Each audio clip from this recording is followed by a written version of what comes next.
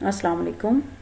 I am Dr. Zahida Parveen, PhD Special Education from University of the Punjab, Lahore, and I am working as Assistant Professor of Special Education at University of Education, Lower Mall Campus, Lahore. This is the course of Teaching of Mathematics to Hearing Impaired Children, and this course belongs to Masters of Special Education for the area of specialization of hearing impairment. The code of this course is SPED 4133 and this is 3 credit hours course. The title of today's lesson is Expository Teaching Approach and Implications for Hearing Impaired Children. We have already discussed in our previous lectures about expository teaching methods, and now we will discuss its implications for hearing impaired children, and then we will have a general review of this method. Here are some implications of expository method for hearing impaired child. As schools for hearing impaired children in Pakistan lack in many facilities for learning, expository teaching method can be used for effective learning. And secondly, it can be interesting for deaf when attractive teaching materials are used. So यहाँ पर हमने दो expository method के दो characteristics को discuss किया है in the context of hearing impaired child. Hearing impaired बच्चों के जितने भी पाकिस्तान में स्कूल्स हैं वो ज़्यादा अच्छे इक्विप्ड नहीं हैं, बहुत ज़्यादा फैसिलिटेटेड नहीं हैं, और वहाँ पर जो टीचिंग लर्निंग रिसोर्सेज हैं वो ज़्यादा अच्छे अवेलेबल नहीं हैं. सो लिमिटेड रिसोर्सेज के साथ जो क्लासरूम्स हैं वहाँ पर, और स्पेशली जो डिसेबल बच्चों के साथ, डिसेबिलिटी के साथ जो बच्चे होते हैं उनके जो क्लासरूम्स हैं वो भी अगर इस तरह के हों कि वहाँ पर कम रिसोर्सेज मौजूद हों, तो इन सिचुएशंस में एक्सपोजिटरी मेथड जो है वो ज़्यादा अच्छे से यूज़ किया जा सकता है, ताकि जो लैक ऑफ फैसिलिटीज़ हैं, उनके जो प्रॉब्लम्स हैं वहाँ पर स्कूल्स में, उनको मिनिमाइज़ किया जा सके और उनका अफेक्ट जो है वो टीचिंग के ऊपर कम से कम किया जा सके. सेकेंडली हमने इसकी कैरेक्टरिस्टिक्स में प्रीवियस लेक्चर में ये भी डिस्कस किया था कि इस मेथड में जो इनोवेटिव मटेरियल्स अगर अट्रैक्टिव यूज़ किया जाए, जो teaching learning materials teachers design कर सकते हैं, और अगर वो अट्रैक्टिव हो तो डेफ बच्चे जो हैं वो they really like attractive audio visual aids.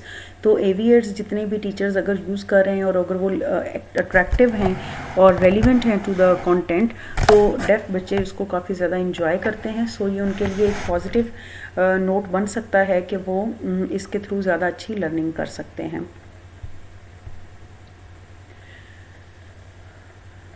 जो बच्चे डिसेबल बच्चों के साथ उनकी क्लासरूम में उनको परफॉर्म कर रहे होते हैं और उनको पढ़ा रहे होते हैं, they are usually used to model well, क्योंकि डिसेबल बच्चों के साथ और ख़ास तौर पर जो हेयरिंग इम्पेयर्ड बच्चे होते हैं, बिकॉज़ ये विजुअल लर्नर्स होते हैं और इनकी विजुअल एबिलिटीज़ काफ़ी इन्हेंस्ड होती हैं, और अपनी ये विजुअल जो इनकी इंफॉर्मेशन है उसके ऊपर ये काफ़ी ज़्यादा डिपेंड कर रहे होते हैं. तो इनके टीचर्स को स्पेशली ये हैबिट होती है कि वो बहुत अच्छे से मॉडल करते हैं अपने आप को, और डिफरेंट कैरेक्टरिस्टिक्स जो हैं वो ह्यूमन बींग्स की, उनको ये अच्छा मॉडल कर रहे होते हैं इनसाइड द क्लासरूम. सो जब इनके टीचर्स जो हैं they are good models actually, और जहाँ जो गुड मॉडल होता है टीचर, तो वो एक्सपोजिटरी मेथड को ज़्यादा अच्छे तरीके से और इफ़ेक्टिव वे में यूज़ कर रहा होता है.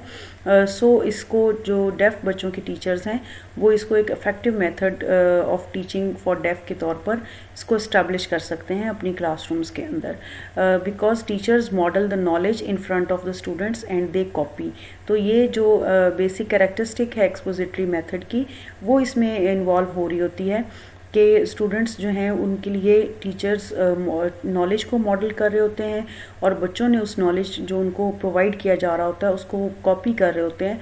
तो इस तरह से जो है ये एक अच्छा टीचिंग मेथड के तौर पर यूज़ हो सकता है for the children with hearing impairment. It helps to develop habit of attention and increased concentration among students with hearing impairment.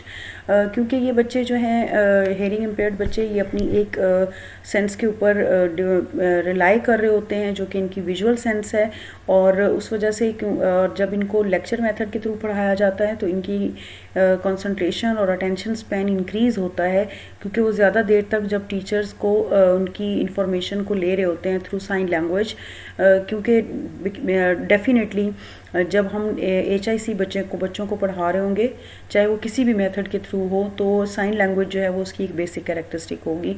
तो जहाँ हम लिसनिंग की बात करते हैं तो बेसिकली ये लिसनिंग को हम इस पॉइंट ऑफ व्यू में लेंगे कि ये बच्चे अपनी साइन लैंग्वेज को ऑब्जर्व कर रहे होते हैं और विजुअल लर्नर्स के तौर पर काम कर रहे होते हैं। तो जब ये अपनी एक सेंस को यूज़ कर रहे होते हैं और एक सेंस में ये डेफिशिएंट होते हैं, तो इस वजह से इनका फिर कंसंट्रेशन स्पैन जो है उसको इंक्रीज़ किया जा सकता है by the use of lectures. Deaf students जो हैं वो जनरली बहुत ज़्यादा डिपेंडेंट होते हैं टीचर्स के ऊपर, क्योंकि वो जनरल लाइफ में भी और किसी भी सब्जेक्ट के अंदर जब टीचर्स की जो इंस्ट्रक्शंस होती हैं उसको बहुत ज़्यादा ब्लाइंडली फॉलो करते हैं। तो और ये ब्लाइंडली फॉलो करना जो है टीचर्स को, ये एक बेसिक कैरेक्टरिस्टिक होती है एक्सपोजिटरी मेथड की, क्योंकि इसमें जो है वो ज़्यादा क्वेश्चन आंसर्स की गुंजाइश नहीं होती क्वेश्चंस की फ्रॉम द स्टूडेंट साइड। तो एज इट इज़ जो भी इंफॉर्मेशन बच्चों को पास ऑन की जा रही है तो वो उसको एज इट इज़ ग्रास्प करते हैं और उसको लर्न करते हैं और मेमोराइज करते हैं। तो ये इन सब चीज़ों में जो डेफ बच्चे होते हैं, they are good at learning and memorising the contents and following the instructions from the teacher. So this method can be a beneficial method for hearing impaired children. Next जो है वो deaf students avoid classroom discussions due to their verbal limitations, and as this method does not focus students led discussions, they feel easy in just answering the questions. So इसका जो basic structure है इस method का, ये HIC बच्चों को support कर रहा होता है, क्योंकि ये बच्चे जो हैं वो ज़्यादा इजी फील करते हैं, क्योंकि उनको बहुत ज़्यादा वर्बल इनपुट नहीं देना पड़ता, डिस्कशंस के अंदर बहुत ज़्यादा हिस्सा नहीं लेना पड़ता बच्चों को। टीचर जो है वो खुद ही डिस्कशंस को लीड कर रहा होता है और थोड़ा बहुत बच्चों को इन्वॉल्व कर रहा होता है और खुद ही उन डिस्कशंस के अंदर इंटरप्रिटेशंस यूज़ कर रहा होता है और बच्चों को इंट्रोड्यूस करवा रहा होता है। और इन केस अगर वो कुछ क्वेश्चंस पूछता भी है बच्चों से, तो स्टूडेंट्स जो हैं they are only suppose to give brief answers of those questions of the teachers. So this is a beneficial method for HIC. The information is presented in a sequence and deaf students like to follow the instructions which are presented in sequence. क्योंकि जब इनमें हम expository method को follow करता है एक teacher, तो बड़े सीक्वेंस में और एक सिस्टमाइज्ड वे में इंफॉर्मेशन को प्रेजेंट कर रहा होता है। और डेफ बच्चे जो हैं वो due to inability of hearing वो इस चीज़ को पसंद करते हैं अगर एक चीज़ बिल्कुल सीक्वेंस में उनको दी जा रही हो। आप जनरली ऑब्जर्व करेंगे डेफ बच्चों की नोटबुक्स को, they are very much in proper sequence. कोई काम उनका आगे पीछे हो जाए तो वो उनके लिए एक बल्क बन जाता है और वो उसको उस तरीके से फॉलो नहीं कर पाते अपने काम को, अनटिल अनलेस कि उनको जो इंस्ट्रक्शंस दी गई होती हैं वो एक प्रॉपर सीक्वेंस में हों, तो वो उसको ज़्यादा अच्छे और जल्दी मेमोराइज कर सकते हैं। सो जो सीक्वेंस में प्रेजेंटेशन होती है एक्सपोजिटरी मेथड में, उसकी वजह से भी ये डेफ बच्चों के लिए एक बेनिफिशियल मेथड है। It develops new knowledge on the basis of previous knowledge. So connections जो हैं of previous knowledge with the new knowledge, ये बड़ा important factor है in expository method। और deaf बच्चों की learning के लिए ये वैसे ही एक बहुत common characteristic है कि deaf बच्चों की किसी भी subject के अंदर आपने learning करवानी हो तो वो enhanced learning तभी हो सकती है जबकि वो base कर रही हो उनके previous knowledge के ऊपर। So ये characteristic भी use support करती है HIC बच्चों के लिए expository method के use को। It helps to develop higher order cognitive skills, और हेयरिंग इम्पेयर्ड बच्चों के लिए के अंदर भी कोग्निटिव स्किल्स को डेवलप करने के लिए ये एक अच्छा मेथड है। लाइक कोग्निटिव स्किल्स जो हैं वो एप्लीकेशन लेवल है, सिंथेसिस या इवैल्यूएशन लेवल होता है, एनालिसिस का लेवल है, कोग्निटिव डोमेन का जो ब्लूम्स टैक्सोनॉमी की है, तो वो higher order cognitive skills develop करने के लिए भी ये मेथड जो है ये बेनिफिशियल होता है। Teachers can use visual materials and graphic organizers which are helpful for developing concepts among deaf students. तो हमने पहले इसके प्रीवियस लेक्चर में देखा कि डिफरेंट मटेरियल्स जो हैं वो यूज़ कर सकते हैं टीचर्स, और अगर वो ऐसे मटेरियल्स को डिज़ाइन कर लें जो कि रेलिवेंट हों for the children with hearing impaired, तो ये उन बच्चों के लिए कॉन्सेप्ट डेवलपमेंट के लिए ज़्यादा हेल्पफुल मेथड है. टेक्स्ट बुक और standard curriculum is followed. Expository method जो है उसमें प्योरली टेक्स्ट बुक्स और स्टैंडर्ड जो भी करिकुलम बना हुआ होता है किसी पर्टिकुलर ग्रुप के लिए, उसी को फॉलो करवाया जाता है एक्सपोजिटरी मेथड में. सो हमें पता है कि हमारे यहाँ जो है वो डेफ बच्चों के लिए एक स्पेसिफिक करिकुलम डिज़ाइंड होता है और वो उसी को पढ़ते हैं और उसमें अडेप्टेशंस उनकी ऑलरेडी डेवलप हुई भी होती हैं. तो एक पर्टिकुलर डेवलप्ड जो करिकुलम होता है उसको फॉलो करना होता है. सो ये मेथड भी एक जो स्टैंडर्ड करिकुलम है उसके लिए इस मेथड का यूज़ जो है वो रिकमेंडेड है. Major drawback of this method for deaf is its inability to cater individual differences. क्योंकि विद इन डेफनेस भी अगर आपकी क्लास में काफ़ी सारे बच्चे डेफ हैं तो विद इन डेफनेस भी इंडिविजुअल डिफरेंसेस एग्जिस्ट करते हैं on the basis of different characteristics. बच्चे के जो इंटरेस्ट्स हैं वो भी इंडिविजुअल डिफरेंसेस में काउंट हो रहे होते हैं. उसके अलावा जो उनकी एबिलिटी ऑफ हेयरिंग है वो भी एक दूसरे से काफ़ी डिफरेंट होती है, और बहुत सी इंटेलेक्चुअल एबिलिटीज़ के अंदर बच्चे एक दूसरे से डिफरेंट होते हैं. और तो डिफरेंट एबिलिटीज़ और कैपेसिटीज़ के बच्चे जो हैं वो इस मेथड से ज़्यादा बेनिफिट नहीं ले पाते. सो ये और पर्टिकुलरली ये जब हम इंडिविजुअल डिफरेंसेस की बात करते हैं in the perspective of deafness, तो ये इंडिविजुअल डिफरेंसेस काफ़ी ज़्यादा इंक्रीज़ हो जाते हैं from individual to another individual. So ये मेथड जो है वो इंडिविजुअल डिफरेंसेस को कैटर करने में काफ़ी पुअर है. इसके अलावा जो है वो साइकोमोटर एबिलिटीज़ ये मेथड इसमें डेवलप नहीं होती हैं क्योंकि हैंड्स ऑन एक्टिविटीज़ जो बच्चे खुद कर सकें वो इसके अंदर यूज़ नहीं हो रही होती हैं. अगर कुछ एक्टिविटीज़ टीचर करवाते भी हैं तो उसमें टीचर का रोल जो है वो बेसिक होता है और कंट्रोल जो है वो ओवरऑल टीचर का ही होता है. तो इस वजह से ये बच्चे के लिए साइकोमोटर एबिलिटीज़ को डेवलप करने के लिए ज़्यादा बेनिफिशियल मेथड नहीं है. Teachers should understand the students' abilities to understand the explanations and discussions.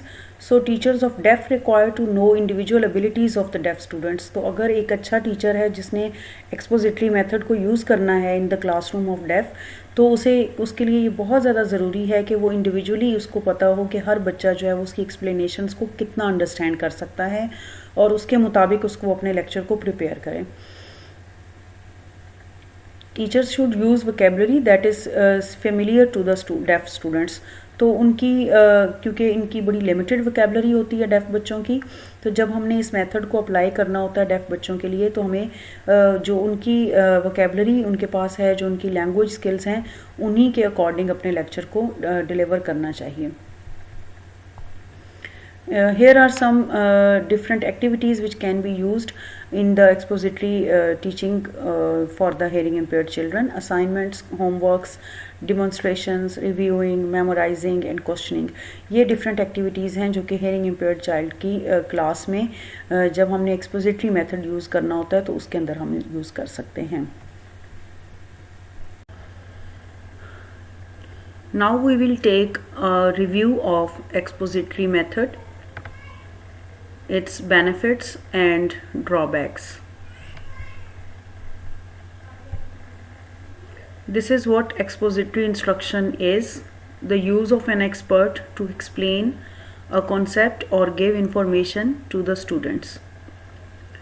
As we have already discussed in our previous lecture that in expository method teacher takes the whole control of the class, and teacher is taken as an expert of the content, and he is who explains a concept or give an information to the students. So इस method में जो teacher है वो all in all होता है classroom में और वो स्टूडेंट्स को इंफॉर्मेशन डिलीवर कर रहा होता है, और न सिर्फ इंफॉर्मेशन डिलीवर की जाती है बल्कि उसकी एक्सप्लेनेशन और इंटरप्रिटेशन भी की जाती है.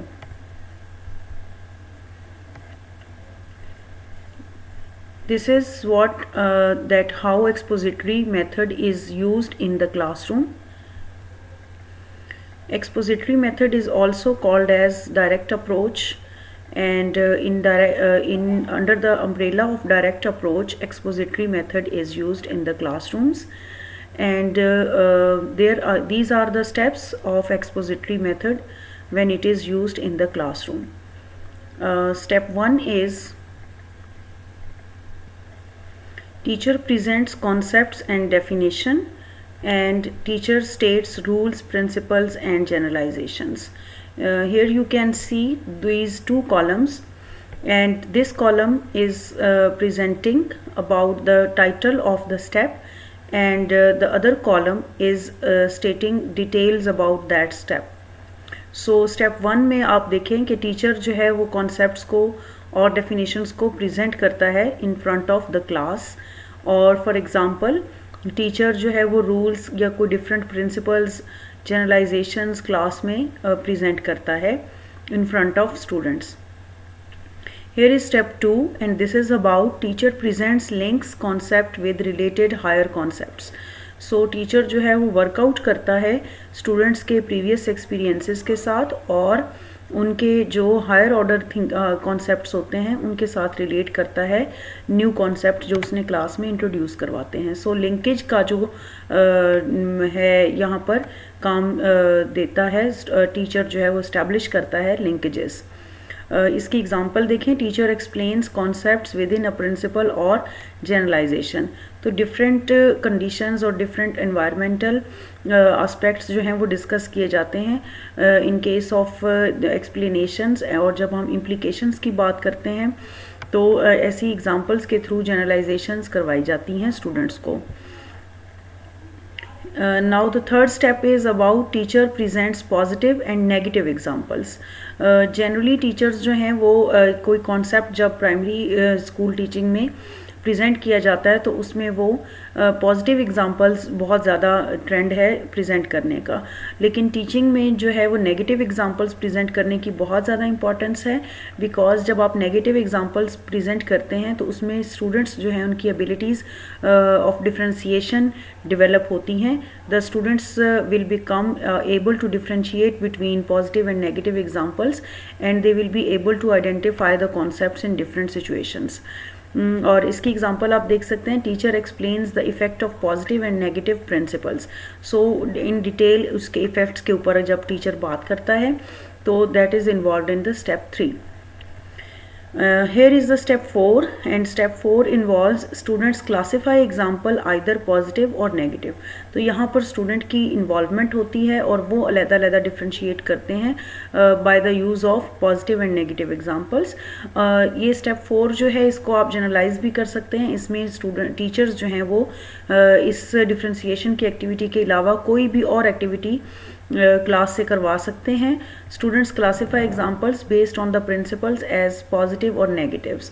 सो स्टेप 4 जो है वो बेसिकली एक्टिविटीज़ को इन्वॉल्व करता है जो कि टीचर्स डिज़ाइन करते हैं और स्टूडेंट्स उसको प्ले करते हैं in the classroom in order to exhibit their understanding and comprehension in front of the teachers.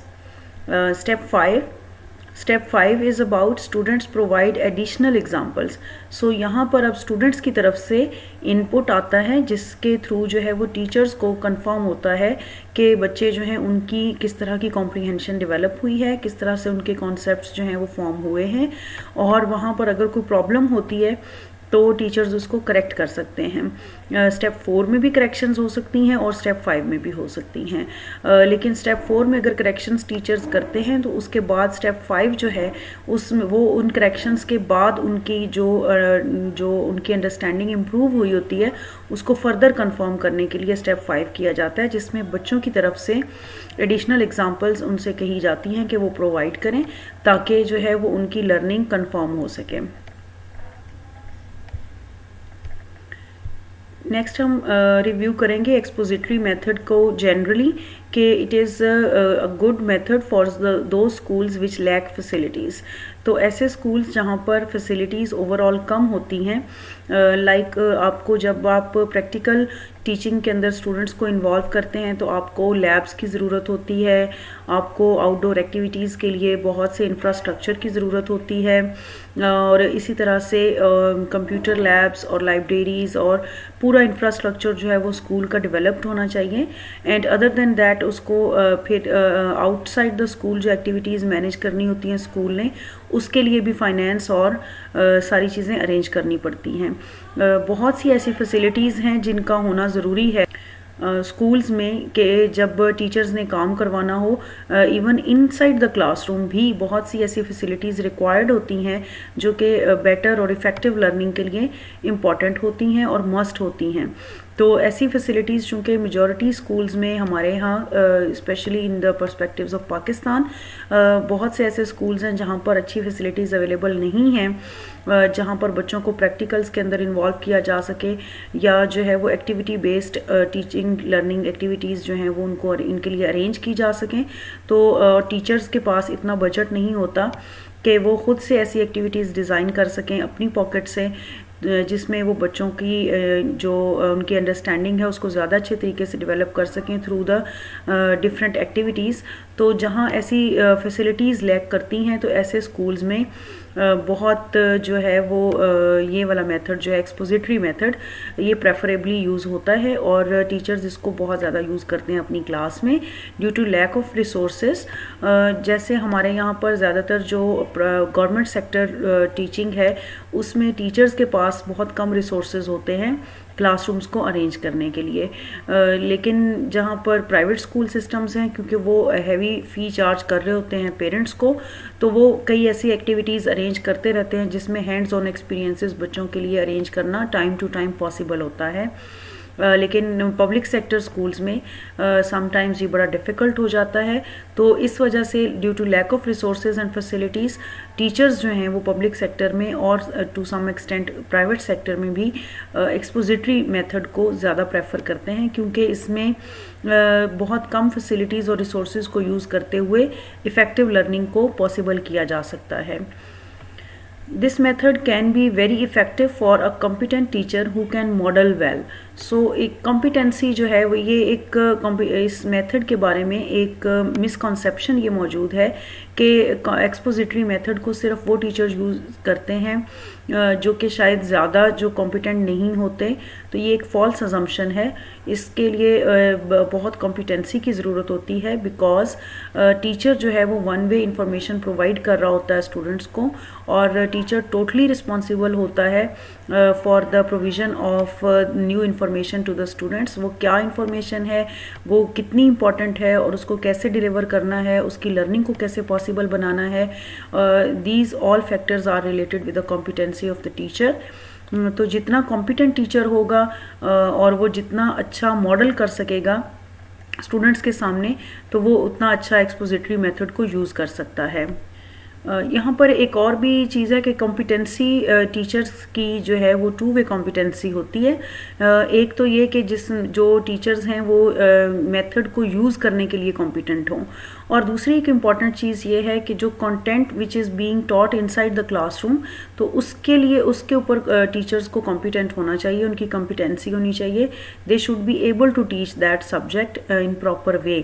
सो अगर हम मैथमेटिक्स की बात करते हैं तो अगर हम किसी ऐसे टीचर को मैथ की क्लास दे देते हैं जिसकी मैथ्स में उसके पास डिग्री नहीं है या उसकी कॉम्पिटेंसी नहीं है कंटेंट टीचिंग में, तो वो इतनी अच्छी मैथ नहीं करवा सकता as compare to that teacher who has a complete degree of mathematics. तो कंटेंट कॉम्पिटेंसी जो है वो भी टीचर के एंड पर होना बहुत ज़्यादा ज़रूरी है। Now we will discuss some benefits and some drawbacks of this method, expository method, in the context of our classrooms. First is the teacher is completely in charge and guides the lesson. तो ये एक चूँकि हम already इस characteristic को discuss कर चुके हैं, टू सम एक्सटेंट ये पॉजिटिव भी है और नेगेटिव भी हैं इसके एस्पेक्ट्स। नेगेटिव इस तरह से हैं कि जो टीचर है वो चूँकि टोटल इंचार्ज होता है क्लास का और वो सिर्फ एक गाइड का रोल प्ले कर रहा होता है और स्टूडेंट्स का बड़ा पैसिव रोल होता है इसमें, तो स्टूडेंट्स शायद उतना ज़्यादा एक्टिवली लर्न नहीं कर पाते चीज़ों को। हाउएवर कि वो उसको मेमोराइज शायद बहुत अच्छा कर सकते हैं इस मेथड के थ्रू और उनके लिए बहुत से बेनिफिट्स हो सकते हैं, लेकिन एक्टिव लर्निंग जो है वो पार्टिसिपेंट्स की इस मेथड के थ्रू पॉसिबल नहीं होती। The teacher is in charge of the discussions and asks questions by calling on students for answers. So not only in case of lecture बल्कि डिस्कशन और क्वेश्चन आंसर सेशन में भी teacher जो है वो in charge का रोल प्ले कर रहा होता है और स्टूडेंट्स जो हैं वो they can not be they are not allowed to ask questions and they are not allowed to take part in the discussions, active discussions. So passive discussions हो रही होती हैं जिसमें ज़्यादातर जो है वो टीचर लीड कर रहा होता है और इस तरह से जो है वो डिस्कशंस चलती हैं इस मेथड के through. So the teacher does not ask for student discussions in this type of teaching. It is mostly a time for questions and answers. The next point is this method is beneficial for the auditory learners. So ऐसे learners जो कि they are very good at the listening skills, तो उनके लिए ये method ज़्यादा beneficial होता है। बहुत से ऐसे स्टूडेंट्स होते हैं जो कि बहुत अच्छे ऑडिटरी लर्नर्स नहीं होते और जब एक बहुत लंबी बात उनके सामने टीचर करता है और एक लंबे टाइम स्पैन के लिए लेक्चर को एक्सटेंड करता है तो दे लूज़ देयर अटेंशन और कम अटेंशन स्पैन के साथ जो बच्चे होते हैं उनके लिए ये मेथड इतना ज़्यादा वर्कआउट नहीं करता। And auditory learners who does best when listening to instruction. This method's drawbacks are that the teacher is in complete control of every aspect of the lesson and the kids are not able to take an active part in their lessons. We have already discussed this point that this is the drawback of this method, that students are not allowed to take active part in the discussions or in question answer sessions or even during the lecture. Expository teaching strategy can prove beneficial when the teacher finds interesting and fun ways to present the instruction. हमने अपने last lecture में भी इस चीज़ को discuss किया कि अब इसमें जो इनोवेशंस हैं एक्सपोजिटरी टीचिंग में, जिसकी बेस पर हम अब इसको एक्सपोजिटरी टीचिंग का नाम देते हैं, पुराना नाम इसका जो है वो लेक्चर मेथड था। तो अब इसमें बहुत सी इनोवेशंस आ चुकी हैं जिसमें सिर्फ एक सिंपल लेक्चर नहीं दिया जाता बल्कि इसमें कुछ फ़न वेज भी यूज़ किए जा सकते हैं, कुछ ऐसी इंटरेस्टिंग एक्टिविटीज़ डेवलप की जा सकती हैं for to develop interest on the students side. तो जब ऐसी चीज़ें इंटरेस्टिंग एक्टिविटीज़ टीचर प्लान करते हैं और स्टूडेंट्स के सामने परफॉर्म करते हैं या डिमॉन्स्ट्रेशंस देते हैं या स्टूडेंट्स को इन्वॉल्व करते हैं, तो तब ये मेथड जो है expository teaching strategy that could be beneficial for the students. The best way to make expository teaching interesting for students is to stray from the guidelines of expository teaching and let the kids be an active part of the discussion instead of just asking questions. सो अगर आप इसको एक mix वे method बनाना चाहते हैं तो teachers इसको इस तरीके से इंटरचेंज कर सकते हैं इसके ऑप्शंस को कि अगर सिर्फ लेक्चर देने की बजाय वो इसमें एक्टिव क्वेश्चन आंसर सेशंस रखें और एक्टिव डिस्कशंस रखें जिसमें स्टूडेंट्स अलाउड हों कि वो अपने डिस्कशंस के अंदर they can take part, although कि उसमें मेजर पार्ट फिर भी टीचर का ही रहेगा क्योंकि वो डिस्कशंस स्टूडेंट्स की मर्ज़ी के मुताबिक नहीं हो सकती, टीचर ही उसको लीड कर रहा होगा, but at least allow the students to take part in the discussions. वो उसके अंदर अपनी बातचीत करें, अपने जो अंडरस्टैंडिंग है उसको एग्जिबिट करें और टीचर को पता चले कि वो क्या सोच रहे हैं और उन्होंने क्या लर्न किया है, ताकि जो है वो उनकी अगर मिसकंसेप्शंस डेवलप हो रही हैं तो टीचर उनको करेक्ट कर सके टाइमली और उनकी जो कॉन्सेप्ट्स हैं उनको ट्रूली डेवलप किया जा सके। तो अगर इसमें थोड़ी सी इनोवेशन कर ली जाए तो ये ज़्यादा एक एक्टिव टीचिंग स्ट्रैटेजी के तौर पर और बेनिफिशियल टीचिंग स्ट्रैटेजी के तौर पर यूज़ किया जा सकता है।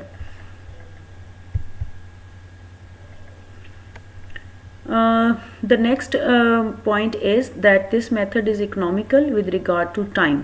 तो इकोनॉमिकल टाइम के तौर पर, टाइम के लिहाज से भी है और रिसोर्सेज के यूज़ के हिसाब से भी ये इकोनॉमिकल मेथड है। तो टाइम जो है वो किस तरह से इकोनॉमिकल होता है इस मेथड को जब हम यूज़ करते हैं, क्योंकि टीचर्स जो हैं वो मोस्टली लेक्चर में टाइम गुजार रहे होते हैं और लेक्चर जो टेक्निक है उसमें एक कम टाइम के अंदर, एक सफिशेंट टाइम के अंदर एक बल्क में इंफॉर्मेशन स्टूडेंट्स को प्रोवाइड की जा सकती है। सो एक शॉर्टर टाइम पीरियड में ज़्यादा काम जो है वो बच्चों को करवाया जा सकता है। क्योंकि देखें, जब हम बच्चों को प्रैक्टिकल एक्टिविटीज़ के अंदर और हैंड्स ऑन एक्टिविटीज़ के अंदर इन्वॉल्व करते हैं तो स्टूडेंट्स के लिए वो बड़ा टाइम टेकिंग होता है। आपको समटाइम्स एक कॉन्सेप्ट को टीच करते हुए एक वीक लग जाता है। तो वो बड़ा टाइम टेकिंग मेथड्स हैं जो कि हैंड्स ऑन एक्टिविटीज़ इन्वॉल्व करते हैं। तो इसमें चूँकि हैंड्स ऑन एक्टिविटीज़ मिनिमम होती हैं और ज़्यादातर इसमें जो है वो लेक्चर टेक्निक यूज़ हो रही होती है, और लेक्चर टेक्निक में क्योंकि टीचर्स जो हैं वो one way information pass on कर रहे होते हैं टुवर्ड्स द स्टूडेंट्स, और स्टूडेंट्स जो हैं वो पैसिव लर्नर्स के तौर पर काम कर रहे होते हैं और पैसिवली लेक्चर को लिसन करते हैं और उसके पॉइंट्स को नोट करते हैं और उनको मेमोराइज करते हैं। तो इकोनॉमिकल है ये with respect to time. It helps in developing the habit of concentration among the students because ये इसमें स्टूडेंट्स जो हैं वो ज़्यादा टाइम जो है वो लिसनिंग में गुजार रहे होते हैं और लिसनिंग के साथ साथ वो इंटरप्रिटेशंस अपनी करते हैं, अपना राइट डाउन करते हैं काम और उसको बाद में लर्न करते हैं। तो कंसंट्रेशन जो है वो इस मेथड की एक बड़ी इंपॉर्टेंट कैरेक्टरिस्टिक है कि ये उन स्टूडेंट्स के लिए ही ज़्यादा बेनिफिशियल हो सकता है जिनकी कंसंट्रेशन अच्छी हो, जो कि बहुत ज़्यादा देर तक टीचर को सुन सकते हों और अपना अटेंशन स्पैन उनका बहुत अच्छा हो, तो उनके लिए ये एक हेल्पफुल और बेनिफिशियल मेथड हो सकता है। बट उन स्टूडेंट्स के लिए जिनकी कंसंट्रेशन अच्छी नहीं होती तो ये इतना ज़्यादा अच्छा मेथड नहीं है, क्योंकि लेक्चर में टीचर्स जो हैं वो क्वाइट लेंथी लेक्चर्स प्रिपेयर करते हैं और इन्फॉर्मेशन पास ऑन करते हैं। तो जब लेंथी लेक्चर जितना ज़्यादा होता जाएगा बच्चे की कंसंट्रेशन और अटेंशन लेवल जो है वो कम होता जाएगा। तो एक प्रॉपर टाइम होना चाहिए, एक सफिशेंट टाइम पीरियड होना चाहिए एक लेक्चर के लिए, और with in that lecture time भी जो है वो टीचर्स डिफरेंट एक्टिविटीज़ प्रिपेयर कर सकते हैं, डिफरेंट ऐसी टेक्निक्स यूज़ कर सकते हैं inside the classroom to maintain the concentration and attention of the students. It helps in achieving even higher order cognitive objectives like application levels, analysis and synthesis. So अगर आप cognitive domain याद करें, we have already discussed in the lecture of Bloom's taxonomy. तो cognitive domain के जो higher order thinking skills हैं जिसमें कि एप्लीकेशन, एनालिसिस, सिंथेसिस और एवेल्युएशन वगैरह आते हैं, तो ये मेथड जो है वो इन हायर ऑर्डर कॉग्निटिव ऑब्जेक्टिव्स को अचीव करने के लिए भी एक्सपोजिटरी टीचिंग मेथड यूज़ किया जा सकता है, क्योंकि इसमें एप्लीकेशन, एनालिसिस और सिंथेसिस की एक्टिविटीज़ बच्चों के लिए अरेंज की जा सकती हैं।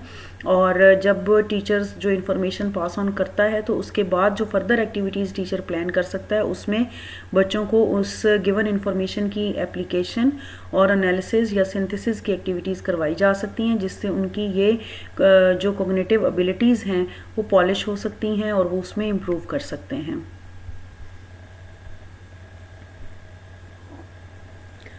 Lecture method presents the subject matter in a systematic way.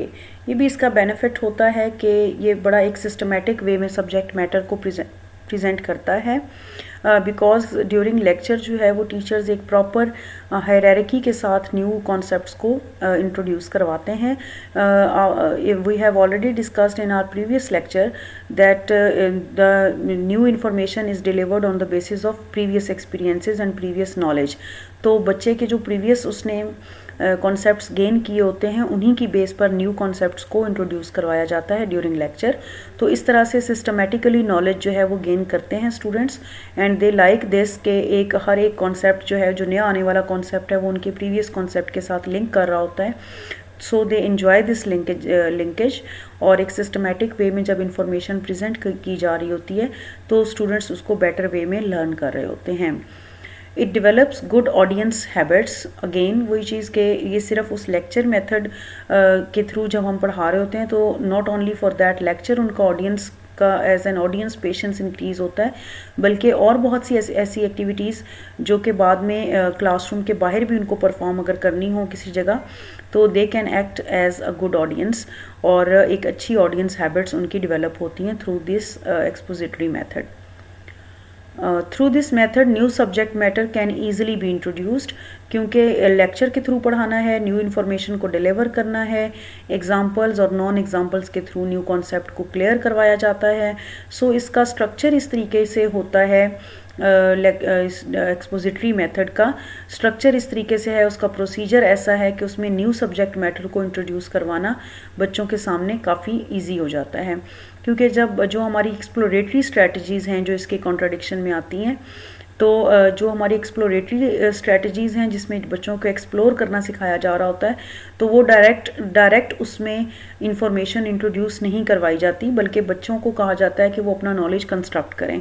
जब उन्होंने नॉलेज को कंस्ट्रक्ट करना होता है तो वो टाइम टेकिंग भी होता है, और उसमें हायर ऑर्डर थिंकिंग स्किल्स जो हैं वो इन्वॉल्व होती हैं. तो इसमें जो है वो एवरेज आईक्यू का स्टूडेंट जो है वो इसमें अच्छा परफॉर्म कर सकता है इस मेथड में, एक्सपोजिटरी में, बजाय इसके कि उसको हम एक्सप्लोरेटरी स्ट्रैटेजीज़ के अंदर लेकर जाएं जिसमें वो नॉलेज को एक्सप्लोर करे और कंस्ट्रक्ट करे. तो यहाँ पर उसको नॉलेज जो है वो ऑलरेडी एक्सप्लोर्ड और कंस्ट्रक्टेड मिलता है, जो कि ट्रांसफ़र होता है from the teachers to the students. तो सब्जेक्ट मैटर जो है उसमें न्यू सब्जेक्ट मैटर उसको डायरेक्टली इंट्रोड्यूस करवाया जा सकता है by using expository methods in the classroom. Since this is a teacher-centered method, so it provides very little scope for students' activity. तो स्टूडेंट्स की एक्टिविटीज़ इसमें नहीं यूज़ होती, बहुत कम होती हैं, जिसकी वजह से बच्चे की जो फिज़िकल एक्टिविटीज़ होती हैं वो भी बड़ी लिमिटेड होती हैं इनसाइड द क्लासरूम, और जो उनकी इंटेलेक्चुअल कैपेसिटीज़ को बिल्डअप करने के लिए एक्टिविटीज़ हमें करवानी चाहिए, तो वो भी हम नहीं करवाई जाती इस मेथड के अंदर. इसमें जो स्टूडेंट एक्टिविटीज़ कुछ करवाई जाती हैं तो वो सिर्फ इसी तरह से होती हैं जो कि उनको प्रैक्टिस प्रोवाइड करती हैं. किसी भी चीज़ के लिए प्रैक्टिस प्रोवाइड की जाती है, जो कि पहले टीचर ऑलरेडी एक काम करवा चुका है, और उस करवाए हुए काम को दोबारा उसी पैटर्न के ऊपर अगर रिपीट करना है डिफरेंट सिचुएशंस के अंदर, जो कि एप्लीकेशन का लेवल होता है, तो उस तरह की एक्टिविटीज़ सिर्फ इस मेथड में प्लान की जाती हैं. तो एक्सप्लोरेशन बेस्ड एक्टिविटीज़ इस मेथड के अंदर प्लान नहीं की जाती. Student plays a passive role in this method. Definitely student का रोल बहुत पैसिव होता है. पैसिव लर्नर के तौर पर वो क्लास के अंदर बैठा होता है. व्हाट ही और she has to believe in the information which is being transferred from the teacher. तो उन्होंने उसी के ऊपर यकीन करना है. अगर वो वहाँ पर उनका कोई क्वेश्चन अराइज भी होता है तो इस मेथड में they are not allowed to arise those questions, और उनको नए सिरे से उन क्वेश्चंस को एक्सप्लोर करने के लिए टाइम नहीं होता. तो टीचर्स की तरफ से जो इन्फॉर्मेशन दी गई होती है, स्टूडेंट्स उसको एज इट इज़ यूज़ करते हैं और उसको एज इट इज़ लर्न करते हैं. Individual differences are not taken into consideration. ये मेथड जो है वो रिकमेंडेड है फॉर लार्जर साइज क्लासरूम्स, और लार्जर साइज़ में जब क्लासरूम के अंदर टीचर्स ने टीचिंग करनी होती है तो एक्सपोजिटरी टीचिंग अप्रोचेज़ यूज़ होती हैं, टीचिंग मेथड यूज़ होता है. और ये जो टीचिंग मेथड है ये इंडिविजुअल डिफरेंसेस को इतना ज़्यादा कैटर नहीं करता. यानी अगर आपकी क्लास के अंदर बहुत ज़्यादा डाइवर्सिटी मौजूद है, डिफरेंट लर्नर्स मौजूद हैं जिनके लर्निंग स्टाइल्स डिफरेंट हो सकते हैं एक दूसरे से, लर्निंग नीड्स अगर बच्चों की एक दूसरे से ज़्यादा डिफरेंट हैं, तो फिर ये उन सब के लिए एक सेम तरह का जो लेक्चर है उसको प्लान नहीं किया जा सकता. सो उनके लिए एक्सपोजिटरी मेथड जो है वो ज़्यादा बेनिफिशियल नहीं होता. अगर क्लासरूम के अंदर डिफरेंट लर्निंग स्टाइल्स या डाइवर्सिटी के साथ बच्चे मौजूद हैं, तो जहाँ पर इंडिविजुअल डिफरेंसेस ज़्यादा हैं अगर बच्चों के में, तो वहाँ पर टीचर्स के लिए पॉसिबल नहीं होता कि जब उसने अपना लेक्चर डिलीवर करना है तो वो इंडिविजुअल डिफरेंसेस को ज़्यादा कैटर नहीं कर सकता. It can not be used for achieving psychomotor activity objectives. तो क्योंकि इसमें एक्टिविटीज़ जो हैं वो हैंड्स ऑन एक्टिविटीज़ नहीं अरेंज की जाती, तो इस वजह से बच्चों की जो साइकोमोटर ऑब्जेक्टिव्स होते हैं वो बहुत कम इसके थ्रू हम अचीव कर पाते हैं. So this was the expository method review, and we have discussed some implications of expository method for the hearing impaired children. Thank you very much for the listening, and if you have any questions about this lecture, you can post in your Google Classrooms. I will respond there. Thank you very much.